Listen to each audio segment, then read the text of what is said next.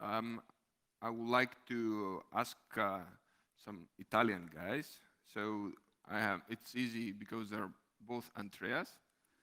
So we have Mr. Andrea Bransky and Mr. Andrea Continella. So they made this thesis in Politecnico di Milano. And actually, they tried to observe the behavior of Trojans and with combination memory forensic inspections, especially on Trojans that are for banking. So, welcome. Let's start one. So they will share the presentation, yeah? Yeah. Okay, Yeah. so one can sit and all can continue. Thank you. Okay.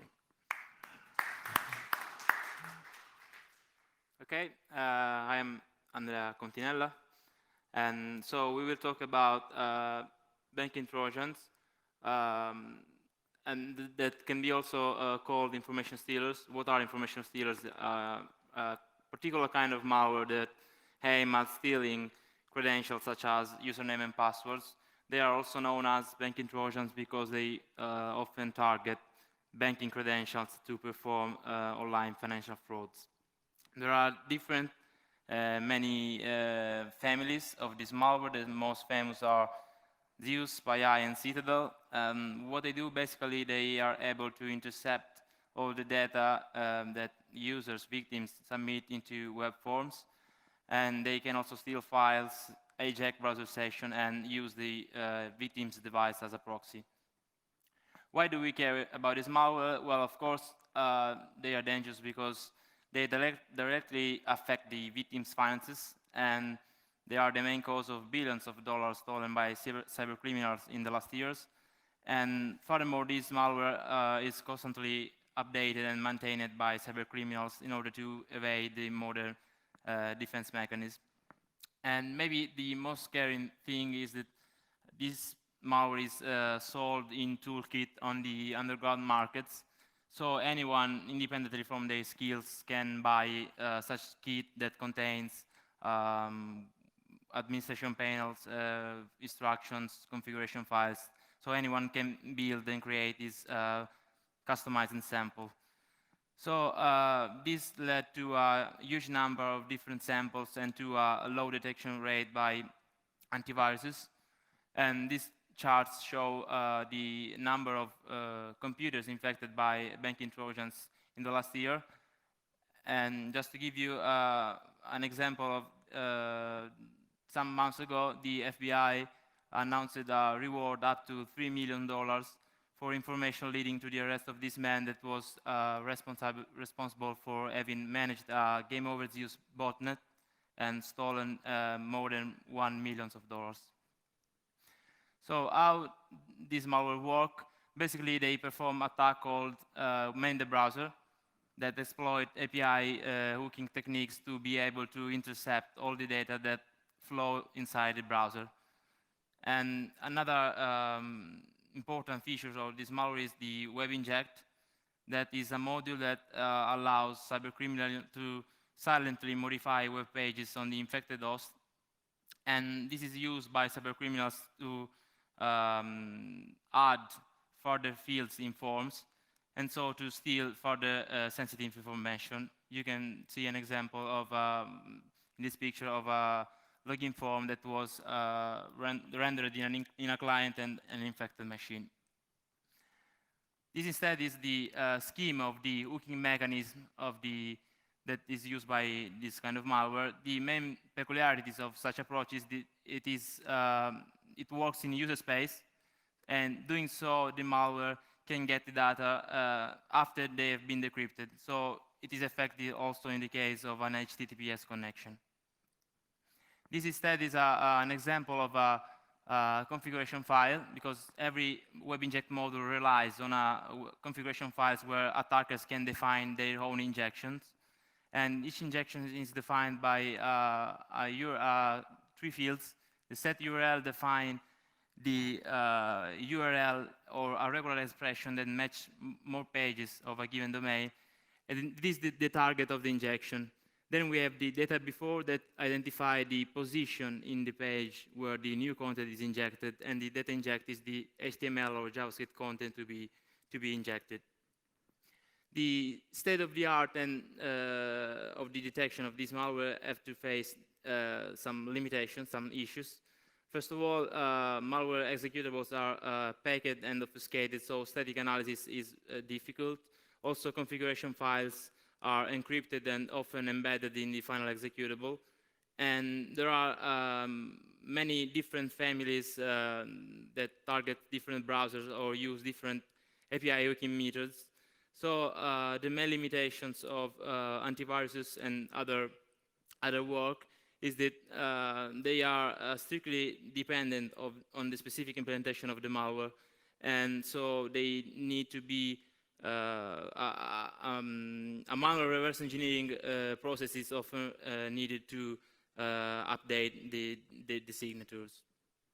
So our goal is to capture the behavior of these families and speed up the generation of signatures, but we want that these signatures are the more general as possible. So we want to minimize the reliance upon the implementation details, and we want to avoid any kind of manual reverse engineering. So the basic idea on which our system is based is the web page differential analysis.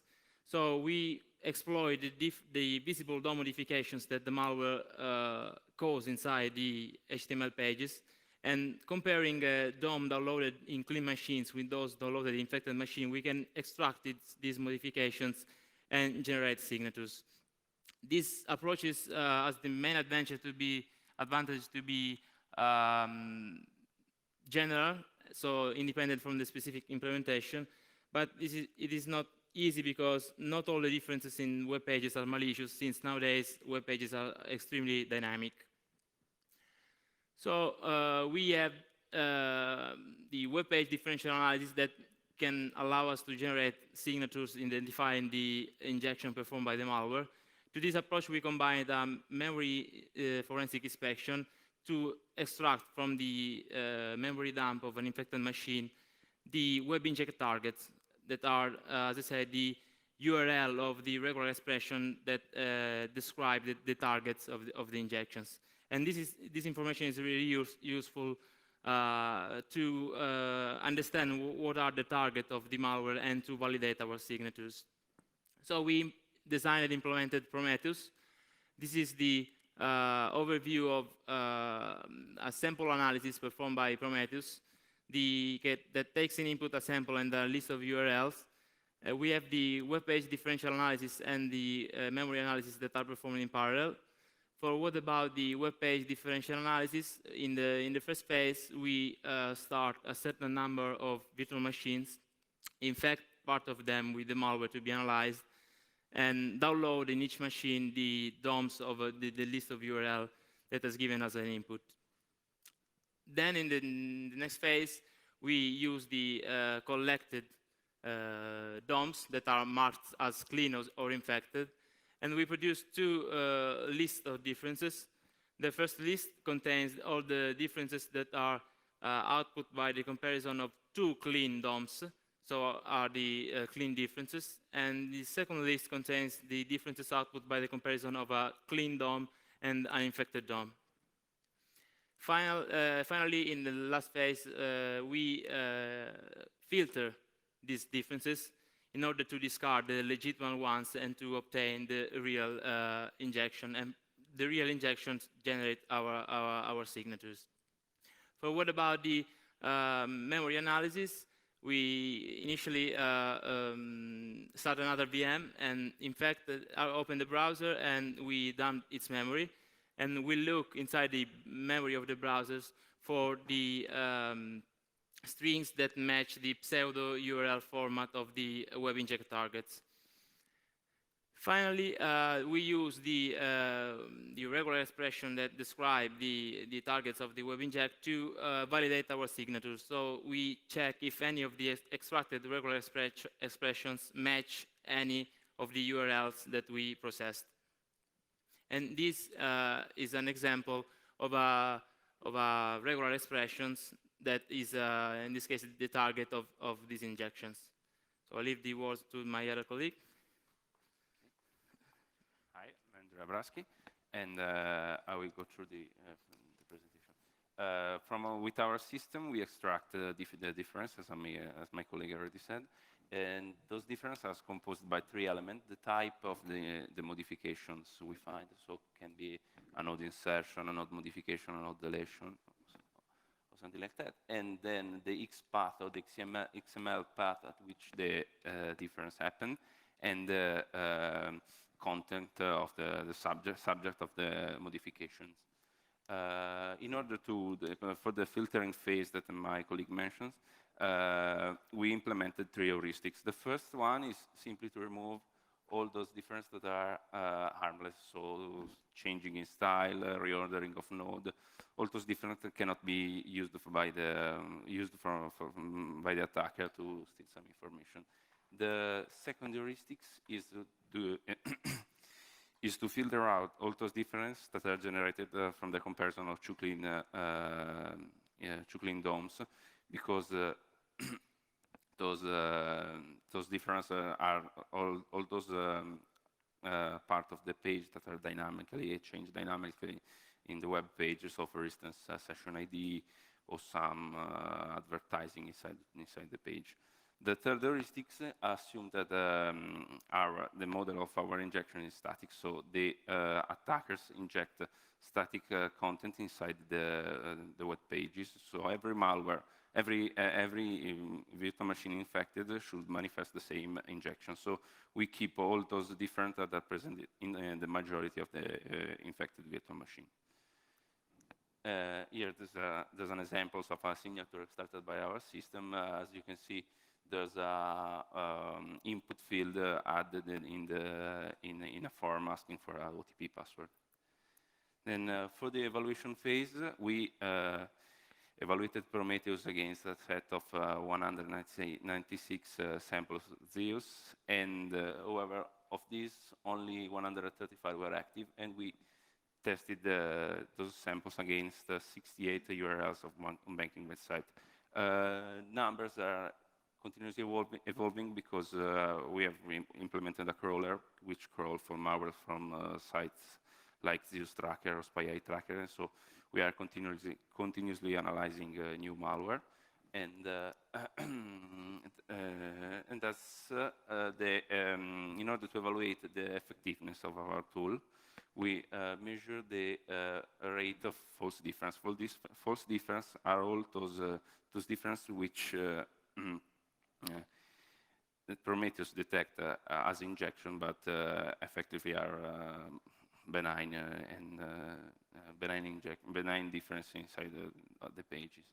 As you can see, with 12 virtual machines, we have a rate of false difference which is of the 0.7%, and through the validation with the result from the memory forensic analysis, we reduced this rate to the 0.26%.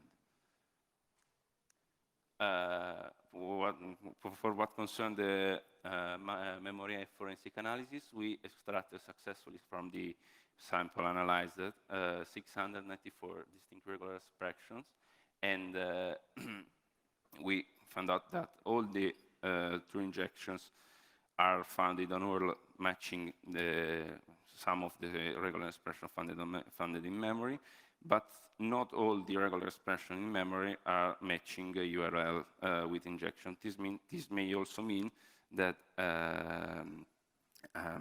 malware producer or attacker not always are interested in injecting content and then asking additional information to the users, but sometimes they only look to grab the content that the user put in the form.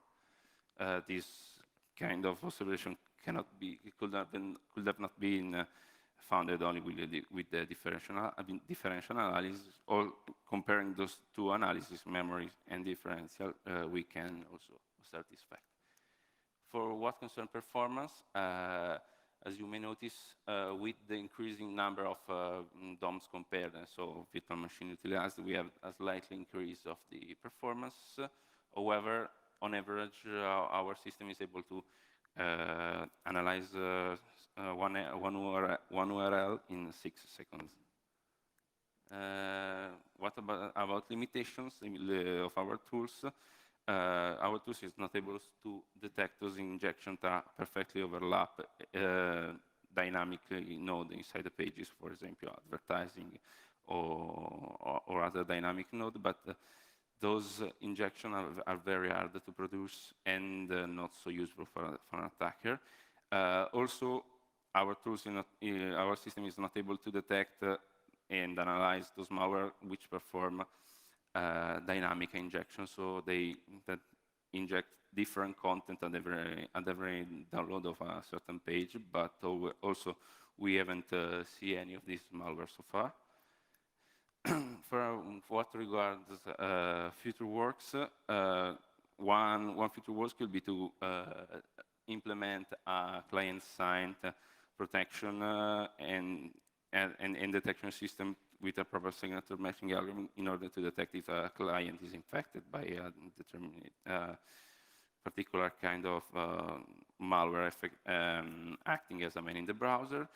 This system, our system, could also be used as to enhance the malware intelligence laboratory of banks and other systems targeted by those malwares,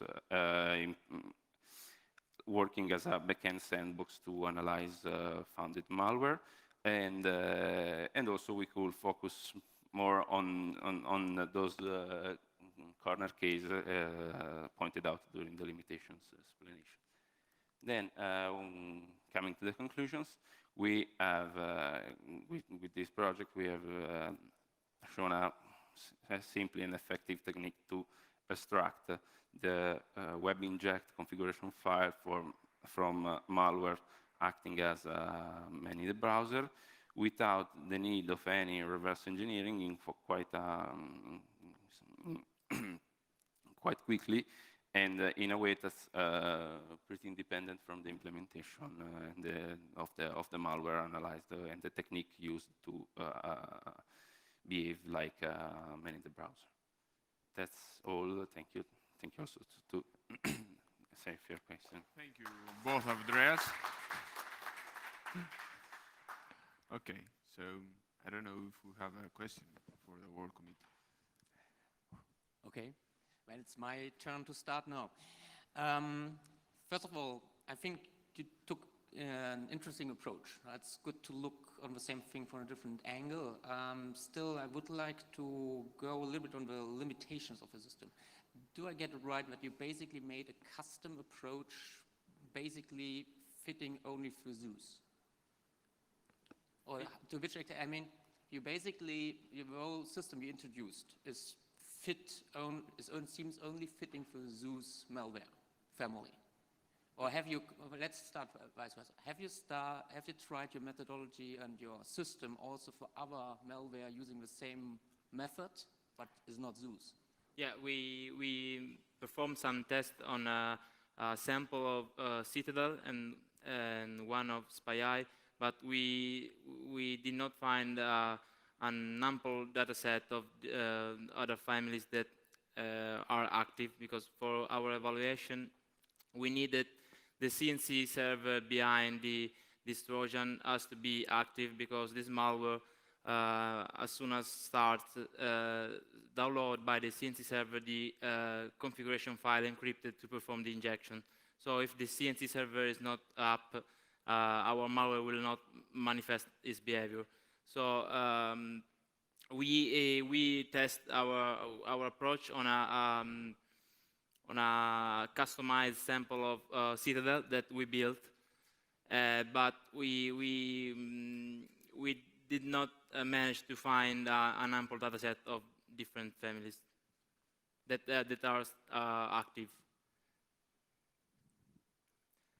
Okay. Next question for understanding. As far as I understand the Zeus botnet or Zeus malware, the URLs are pre-configured when you buy the toolkit, and the owner of such a toolkit then can customize this configuration file, putting in his very own URLs he want to hijack or to monitor, and then pushing out the configuration file. So this configuration file normally is encrypted. Yeah. How do you get then the real which URLs you were looking for. I hope it was the ones in the encryption and encrypted configuration file, and if so, then how did you get them out? Okay, we used as initial list for the URLs to be analyzed web inject configuration file that was leaked. So of course anyone can modify and add new URLs. Then from the memory analysis, as we said, we can get the regular expressions of the URLs, so of the target. And from this list of regular expression extracted from the memory forensic, we managed to add further URLs in our system to be analyzed. Okay, that means that in general your system is only working if you can do the memory forensic. The memory forensic is or if you submit also the URLs to be analyzed. Yeah, of course. The URLs are considered as an initial input of the system, and then can be updated performing the memory forensics. For instance, if you're a bank administrator or CISO of a bank, you're interested in monitoring if there's some malware targeting certain page of your site. So you could provide to the tool those URL and monitor them with the tool. Okay, it's understood. Nevertheless, the point I wanted to get more is that basically the fact that your memory forensic part, your memory extracting part is working is only because you know how Zeus is working. So it's basically a family dependent. Yeah. You say family. Okay. We tested also the memory forensics also on the Citadel sample, and it worked. But I agree with you that this part can be is not as general as the web page differential analysis. So it's less general. We can say less general. So it can be a weak point if future malware update and change the way they store regular expressions in memory, because the approach to extract the web inject targets is I could say general, but the malware could, for example, try to encrypt also in memory these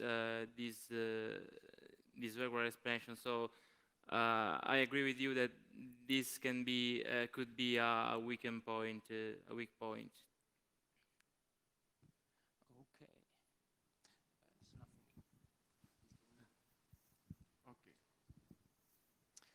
Okay, thank you. Very, very interesting presentation, very interesting work.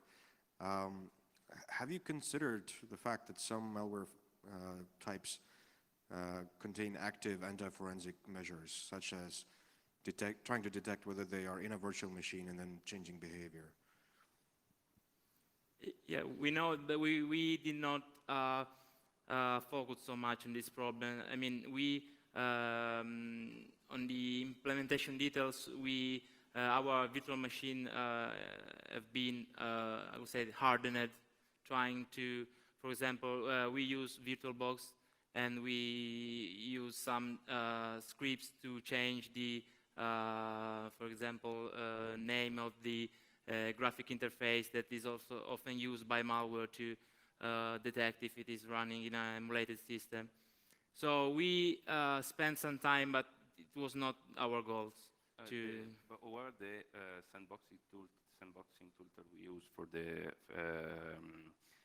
our sandbox, which is QQ, is very modular. It can permit us to change the virtual engine, and also recently it provides the possibility to use a physical machine as a sandbox. Okay, and I understand that you have a working prototype, and you are working to get this commercialized, or did I get that right? Yeah, on the future side. It's I'm working on the. I just started a PhD on the same lab when we worked for our thesis, and we have this prototype that is not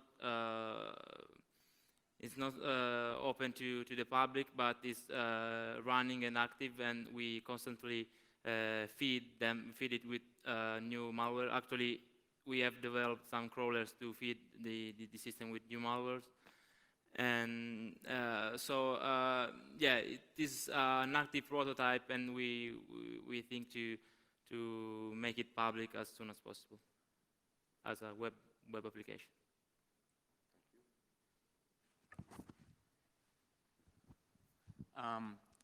Other track of question. With regards to the time time you need for the analysis.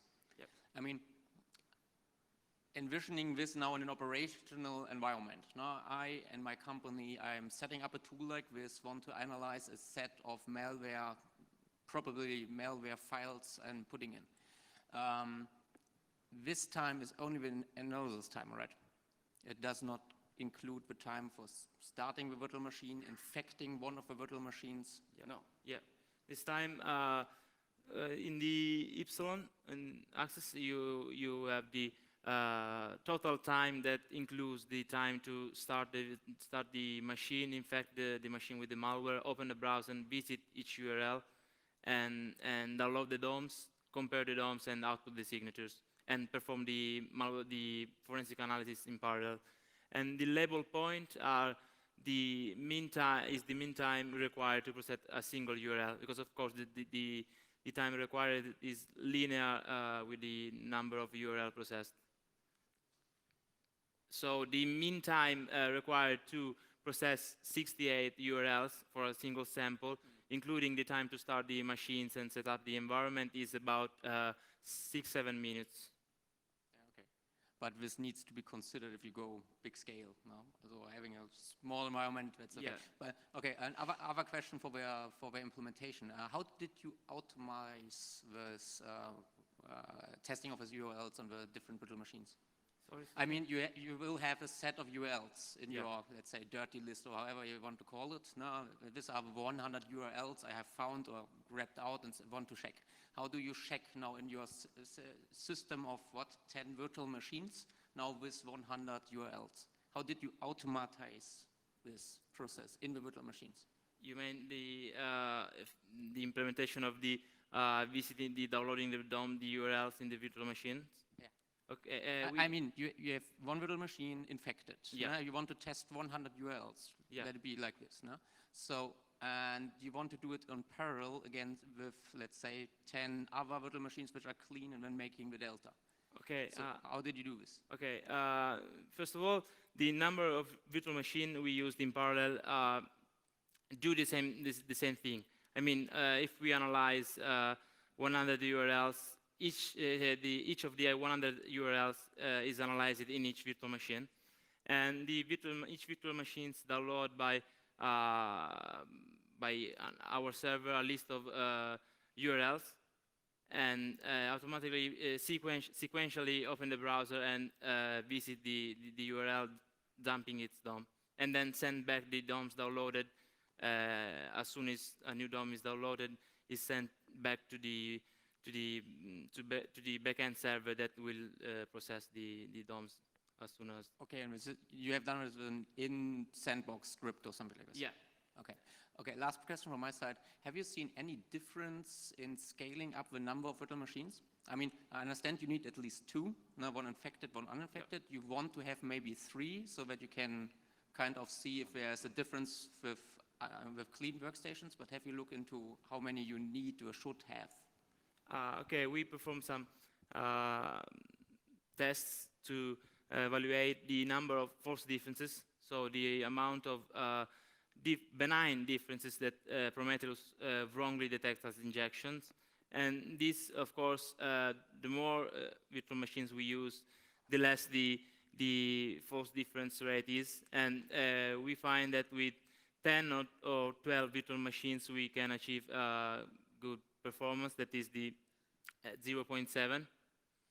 And so hypothetically, the more virtual machines you have, the best performance you will get. But after 10 or 12 virtual machines, it's like a limit. Thank you. Okay, the work committee. Just one quick one. Now, obviously, it might be expensive or difficult for a company to set this up. Have you considered something like a virus total model, where you would perhaps host it and they just give you the URL and perhaps some samples? Actually, is a web application at which you provide the malware and it returns a web pages with the analysis. However, it is not too costly to install it because on a simple server you can run all this because you have only 12 virtual machines. The actual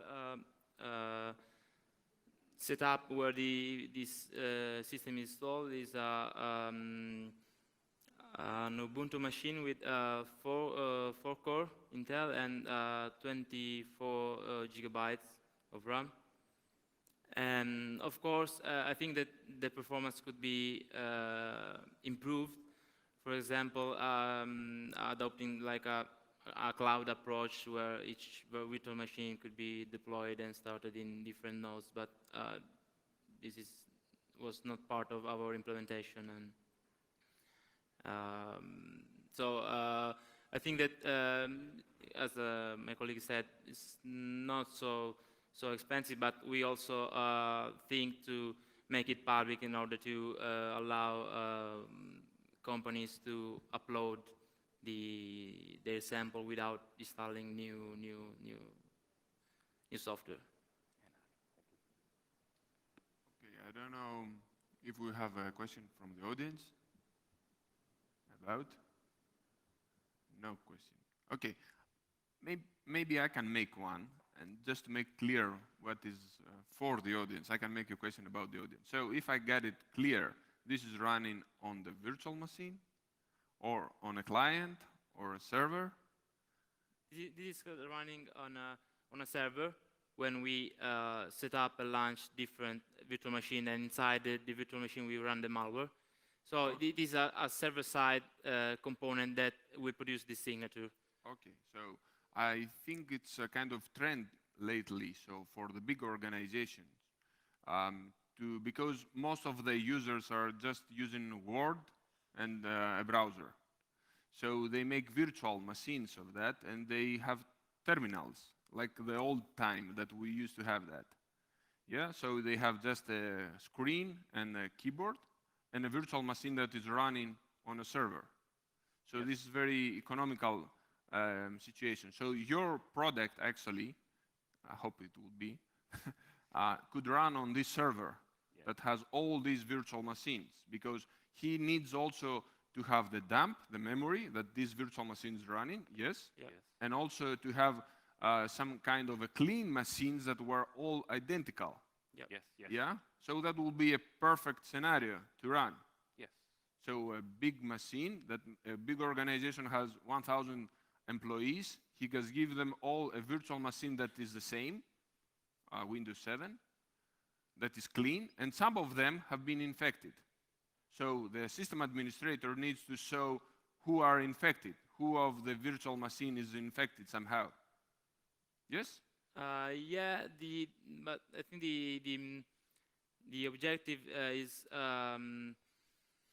it's a little different. I mean, we do not want to find out which of the virtual machines are infected. We want to run the malware and extract the behavior, so to generate the signature. And the future objective is to use this signature that Prometheus produced server-side, and use this signature client-side to verify if a machine is infected. So it's like Prometheus, our system is running in a server where companies or automatically crawl new samples and analyze new malware to generate new signatures. And then the client side, the users use the signature generated by Prometheus to verify if they are infected. But the system admin definitely will find out who is infected. Yes? Yeah, if Because normally the users are not capable of doing anything Yeah. on the machines. But this is this last part has not already been implemented. The matching of the signature is in our future work. Yeah. okay, that's enough for me. Thank you for being here. Okay, I have your caps to remember that you've been to Tallinn. Oh, yeah, this is for you, Andrea. Congratulations. And this is for you, Andrea. Congratulations. Well, actually, I want to thank, first of all, the award committee. I hope you're not on diet. This is for you. Thank you for all the effort. Thank you. Thank you. Thank you. According to the proceeding, the award committee will decide later who will take the first prize and who will take the second. So both of you are winners. Congratulations again. And I want to mention also the review committee, Alexander Weismeier, Christoforos Dadoyan, and Temu Wally Vaisanen. So maybe they see the video and okay. So thank you all for being here. The session actually was to promote these students to become a PhD students, and also it's definitely commitment of the center to promote master's thesis of the students. So we believe to them that they belong to our academy. So maybe they will also see how good is the conference environment and decide to continue to their PhD. I think two of you have already done that. Yes? Yes? Okay. Thank you again for being here.